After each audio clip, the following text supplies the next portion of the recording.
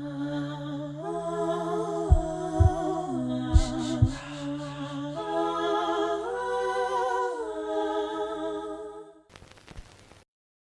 a pretty happy guy.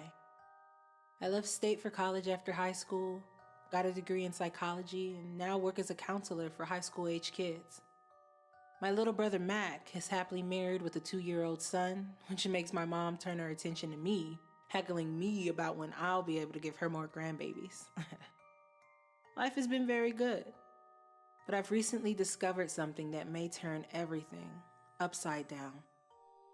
My dad needed help cleaning out the attic, something which he said hadn't been done since Reagan was in office. I agreed to help, but my brother wouldn't be joining us since he had to work.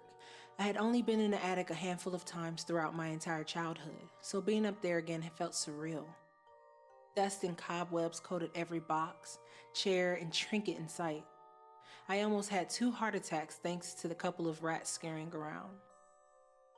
My father and I managed to sort through a lot of things, figuring out what was needed and what we could throw away. While my dad took a break, going down to the kitchen for a drink with my mom, I continued to curiously scour the attic. That was when something colorful caught my eye. It was one of my old comic books, lying unceremoniously on an end chair in the corner. I picked it up, waves of nostalgia surging through me as I admired the front cover, which depicted my favorite superhero, the Hulk, raising a car over his head, his teeth clenched. It had to have been almost 15 years since I'd last seen that book. I was surprised at how good a condition it was in. The rats hadn't touched it. I flipped it open and began thumbing through the pages, enjoying a little piece of the past that had been forgotten. As I neared the middle of the book, however, a single sheet of white paper, folded horizontally, slipped out and drifted slowly to the floor, coming to land at my feet. I kept a finger on the last page I had stopped on, so as not to lose my place, and bent down to pick up the paper. Opening it, I began to read the message that had been written. I can't take it anymore. I wish that someone could understand what I'm going through, but no one ever will. Mom, I love you so much and I hate to do this to you, but it's the only option that I have. Dad, you did the best for me and Mac, but still, I have to go. By the time you read this, I know that it will be done. Don't tell my friends the truth about what happened. Don't bury me either. I don't want to be worm food. Mac, you were the best brother in the world, and just know that this is not your fault. I'll be singing with the angels and watching over all of you from now on. Darby. I stared at the note for a long time after I finished reading. I read it again and again, not knowing whether or not this was a joke. If it was, then it was cruel, and I didn't think that anyone I knew was capable of doing such a thing. I stared hard at the words, my heartbeat hammered against my ribcage as I pondered the possibility of the note being legit.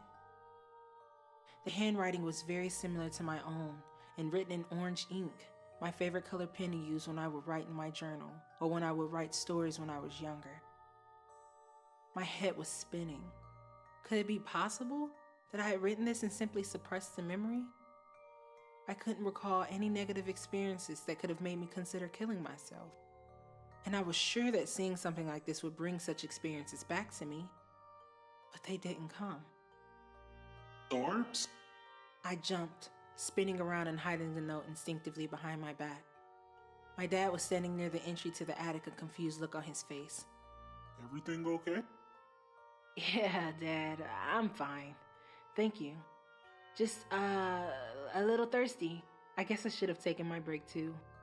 You mind grabbing me a glass of water? One glass of water coming right up. He replied, but as he descended the stairs, I could see him watching me closely. And as soon as he was out of sight, I folded the note into a square and stuffed it in my pocket. I waited until I finished my water before telling my dad I needed to get some errands done and that I would help him finish the attic another time. I went home and immediately tried comparing the handwriting in the note to my own. My current handwriting was a lot neater, but I could totally imagine myself as a teenager or preteen writing the way the message was written. Then again, if someone had been trying to copy my writing style, then that would explain the slight differences. After a couple of hours of questioning my childhood, I decided to sleep on it. Maybe I would call my brother and ask him if he remembered anything traumatic happening when we were younger. I lay in bed for hours, but just as I was about to drift off, I received a text message from my mother. "You found it, didn't you?"